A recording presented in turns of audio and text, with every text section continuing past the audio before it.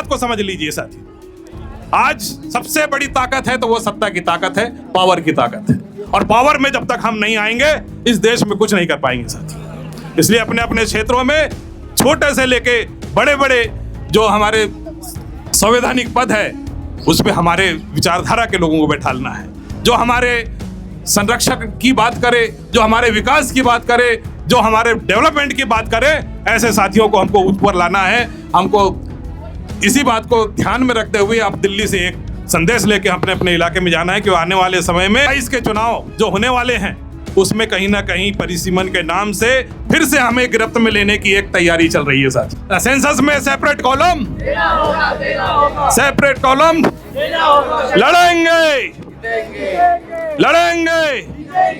एक तीर एक कमान। आज 47 सांसद हमारे इस देश में संसद में बैठे हुए हैं, लेकिन एक सांसद के अलावा 46 सांसद क्या कर रहे हैं, क्यों गुलाम बने हुए हैं? हम बोलते हैं अपने आप को कि इस देश के मूल मालिक हैं, और मूल मालिक होने के बाद में हम गुलाम की जैसे अपने होठों में, अपने मुंह में जिप लगाए हुए हैं। तो इस बात को आपको समझना है, क्योंकि हमें जब तक विधानसभा और लोकसभा में हमारे लोग नहीं जाएंगे, हम जब तक पावरफुल नहीं बनेंगे, इस सत्ता में जब तक हम नहीं आएंगे, इस देश का सिस्टम को हम नहीं सुधार पाएंगे साथी। आज देख रहे हो, पैसे से हो चाहे ताकत से हो, इस सत्ता में कैसे लोग आ रहे हैं, आप इस बात को समझ लीजिए साथी। राष्ट्रीय अध्यक्ष विश्वनाथ वाकड़े जी, हमारे राष्ट्रीय महासचिव प्रेमसाई मुंडा जी, इन सभी के नेतृत्व में आज जो हमने अपने सेंसस में सेपरेट कॉलम की जो बात कही है और जो हम सरकार से कई दशकों से मांग कर रहे हैं, पर हमारी मांगों को नजरअंदाज किया जा रहा है। देश में जितने भी हमारे कॉन्स्टिट्यूशनल राइट्स हैं, वो राइट्स हमारी आज़ादी के बाद से इस देश की सरकारों ने हमें दी नहीं है। इस बात को आपको समझना है साथियों। हम लड़ाई लड़ रहे हैं, सड़क पे उतर रहे हैं, आंदोलन कर रहे हैं, लेकिन सरकार जाग क्यों नहीं रही है? ये भारत देश का जो सरकार का सरकारी तंत्र है, ये तंत्र क्यों हमारे लिए एक्टिव नहीं है? इस बात को आपको समझना है, क्योंकि इनकी मानसिकता ही नहीं है कि हम आदिवासियों की पहचान बचाने के, इनके अधिकारों को, इनके राइट्स को संरक्षित करने की और धरातल पर लागू करने की। इसलिए समस्याएं हर दिन बढ़ते जा रही है। हर स्टेट में देखिए आप, आपके जल जंगल जमीन को लूटा जा रहा है, हमारे साथ में बदमाशी की जा रही है, सारे संवैधानिक प्रावधान को बाहर रखते हुए जबरदस्ती की जा रही है। आज आप देखते हैं कि उड़ीसा में हो, चाहे झारखंड में हो, मध्य प्रदेश में हो या यूपी में हो, हर जगह आप देख लीजिए माइनिंग के लिए हमारी जमीनों को, हमारे जंगलों को लूटा जा रहा है, इस देश के पर्यावरण को लूटा जा रहा है। साथियों, जैसे कोविड में ऑक्सीजन के लिए हम तरस गए थे, और आने वाले समय में अगर ये ऑक्सीजन नहीं रहा तो क्या होगा? साथियों, इस देश का एक एक नागरिक जिसको जरूरत है, जिसको इस देश में अच्छे से रहने के लिए उसके राइट्स है, नैतिक उसका मौलिक अधिकार है, उस मौलिक अधिकारों से वंचित किया जा रहा है साथियों। इस देश के सिस्टम में इस देश के नेता भी हैं, इस देश में सरकारी तंत्र में बैठे हमारे ब्यूरोक्रेट भी हैं, इस देश की नेशनल सिक्योरिटी में जितने भी हमारे लोग शामिल हैं, उनके भी परिवार हैं, उनके भी बच्चे हैं, उनको भी ये सारी चीजों को समझना चाहिए कि देश का सिस्टम क्या कर रहा है। आज एक प्रोटेस्ट हमारे साइड में हो रहा है कॉकरोच का, वो भी कहीं ना कहीं देश के सिस्टम के ऊपर उंगली उठाया हुआ है और कहीं ना कहीं एक सिस्टम से प्रभावित है। तो साथियों, इतनी बड़ी जो विडंबना इस देश में चल रही है, लेकिन इस देश के जो नागरिक है कहीं ना कहीं दबे हुए हैं। ऐसा माहौल बना दिया गया है, ऐसे सिक्योरिटी फोर्सों को हर जगह स्थापित कर करके ऐसा माहौल बना दिया गया है, लोगों की जो आज बोलने की आज़ादी है उससे वंचित किया गया है। साथियों, जो भी बोलता है उसे कहीं ना कहीं नक्सली, कहीं ना कहीं आतंकवादी और कहीं ना कहीं देशद्रोही का थप्पा लगाकर उसे अंदर कर दिया जा रहा है। ऐसा हम कमजोर वर्ग के जितने भी लीडर्स हैं उनके साथ में यही एक कृत्य चलते आ रहा है साथियों।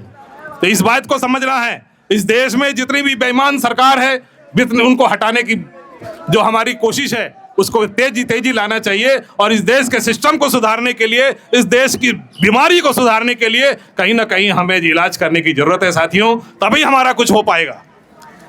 साथियों, जब कई दशकों से जैसे हम देख रहे हैं कि हमारे लोग संसद में बैठे हुए हैं। 1950 के बाद से संसद में कितने सारे सांसद आए, कितने विधानसभाओं में हमारे विधायक आए जिन्होंने हमारे हितों के लिए आज तक कोई बात नहीं रखी। इसी कारण से 1950 के बाद से हमारे लिए जो राइट्स बने उन्हें या तो संशोधित कर दिया गया या उन्हें खत्म करके हमारे को उन अधिकारों से वंचित किया गया है। साथियों, ये हमारे एक एक बुद्धिजीवी वर्ग को 1950 से लेकर आज तक की समीक्षा करना चाहिए, क्योंकि अगर आप समीक्षा नहीं करोगे, विश्लेषण नहीं करोगे तो कैसे जानोगे। आपको केवल जब भी चुनाव आते हैं आपको केवल वहाँ पे चुनावी भाषण में लॉलीपॉप दिया जाता है, आपका एक अच्छे भविष्य की बातें की जाती है, लेकिन जैसे ही जब वो गद्दी पे बैठते हैं और सत्ता में जब आ जाते हैं तब आपके तरफ देखते नहीं है। साथी, इन सबको आपको देखना बहुत जरूरी है। आज अपने अपने इलाकों में जाइए और ये जो सारी हमारी जो समस्याएं हैं उनके लिए हमारे लीडरों को तैयार करिए। आज 47 सांसद हमारे इस देश में संसद में बैठे हुए हैं, लेकिन एक सांसद के अलावा 46 सांसद क्या कर रहे हैं, क्यों गुलाम बने हुए हैं। हम बोलते हैं अपने आप को कि इस देश के मूल मालिक हैं, और मूल मालिक होने के बाद में हम गुलाम की जैसे अपने होठों में, अपने मुंह में जिप लगाए हुए हैं। तो इस बात को आपको समझना है, क्योंकि हमें जब तक विधानसभा और लोकसभा में हमारे लोग नहीं जाएंगे, हम जब तक पावरफुल नहीं बनेंगे, इस सत्ता में जब तक हम नहीं आएंगे, इस देश का सिस्टम को हम नहीं सुधार पाएंगे। साथी, आज देख रहे हो, पैसे से हो चाहे ताकत से हो, इस सत्ता में कैसे लोग आ रहे हैं।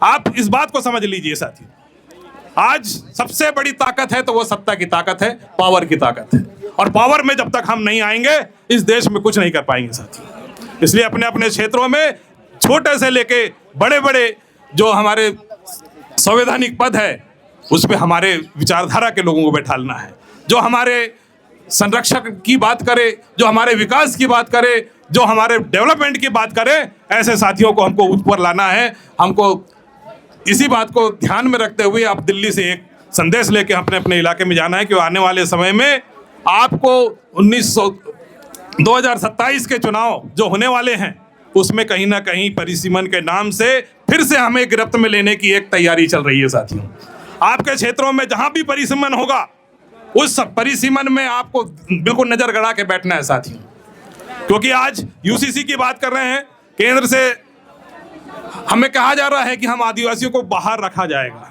भाई, आप राजपत्र में घोषित क्यों नहीं कर रहे हो। हमारे राष्ट्रपति महोदया बैठी हुई है, क्या कर सकते हैं आप जान रहे हैं। आज मणिपुर की बात जब आई तो मणिपुर में जब पहला वहां वायलेंस हुआ था उस समय हमारा यहाँ से पूरे आदिवासियों का डेलीगेशन वहां गया था, और वहां डेलीगेशन जब गया था तो वहां देखे हमने कि वहां युद्ध जैसे हालात थे, वहां लावारिस छोड़ दिया गया था वहां के नागरिकों को। अब सोच लीजिए कि एक नागरिक के क्या राइट्स है इस देश में, चाहे मणिपुर हो, चाहे राजस्थान हो, चाहे जम्मू कश्मीर हो, चाहे नीचे कन्याकुमारी केरल हो, सारे प्रदेशों में एक समान नागरिक को अधिकार दिए गए हैं इस देश में।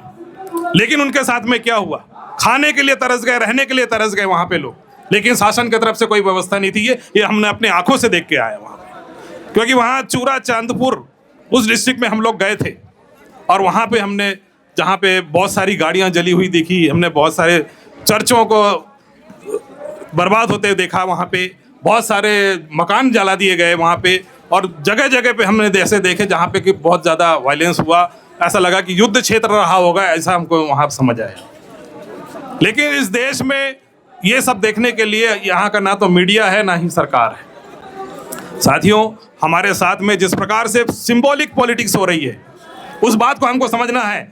हमको बताया जाता है कि देश की राष्ट्रपति हमने आदिवासी को बना दिया, लेकिन पद दे दिया, लेकिन पावर नहीं दिया। क्या किया उन्होंने मणिपुर के लिए। आज देश में इतने सारा जो अपराध हो रहा है, अत्याचार हो रहा है, सरकार उल्टा सीधा हरकतें करके हमारे जल जंगल जमीन को लूट रही है, उसके लिए राष्ट्रपति महोदया क्या कर रही है। आज हम यहाँ बैतूल के जिले में आई थी, उन्होंने थोड़ा सा कह दिया कि नहीं वाकई हम आदिवासी हैं। यह कहीं ना कहीं सरकार की चाल है, क्योंकि जो जितना प्रदर्शन हमारे क्षेत्रों में हुआ था सारे, चाहे वो राजस्थान में हो चाहे मध्य प्रदेश में हुआ, वो डैमेज कंट्रोल के लिए कहीं ना कहीं बोलवाया गया था। ये इसका षड्यंत्र है, ये ऐसा कहा जाता है। लेकिन आज राष्ट्रपति के होते हुए भी और कहीं ना कहीं हमारे जुडिशियलों पे भी उंगली उठाने की जरूरत है। सुप्रीम कोर्ट क्यों नहीं उंगली उठाता, क्यों नहीं स्टेट सरकारों को बोलता कि भाई वहां पे कैसा आदिवासियों के लिए के बीच में कैसा प्रशासन चल रहा है, 5th शेड्यूल 6th शेड्यूल में क्या हो रहा है। जब इतना कुछ हो रहा है उसकी रिपोर्ट से राज्यपाल दे रहे हैं या नहीं दे रहे हैं, इस बात को भी आपको समझना है। आज तक आप देख लीजिए कि 5th शेड्यूल वाले एरिया में ना तो पैसा लागू हो पाया और ना ही 5वीं अनुसूची लागू हो पाई। तो ये सरकार की मंशा ही नहीं है, उसे विवादित बना के रखना है, केवल आपको दे दिया लेकिन इंप्लीमेंट नहीं करना है। ये बहुत सारी चीजें हैं जिनको आपको समझने की जरूरत है, क्योंकि हम तो बहुत सारी प्रॉब्लम को गिनाते रहते हैं, लेकिन सिस्टम को सही करने के लिए क्या कदम हम उठाएंगे उस पर हमारी बात होनी चाहिए। और जब तक हम सिस्टम नहीं सुधारेंगे जब तक इस देश में कुछ नहीं होने वाला है। तो साथियों, ये बहुत सारा बोलने के लिए मेरे पास बहुत कुछ है, लेकिन समय का एक तकाजा है, हमें समय बहुत कम मिला है और बोलने वाले बहुत सारे हैं। साथियों, एक बार मेरे साथ में नारा लगाइए ताकि यहाँ के हमारे मोदी साहब और अमित शाह जी के पास भी हम एक संदेश, हमारी आवाज गूंजे। जय जोहर का नारा है, जय जोहर का नारा है। सेंसस में सेपरेट कॉलम लेके रहेंगे, सेंसस में सेपरेट कॉलम लड़ेंगे।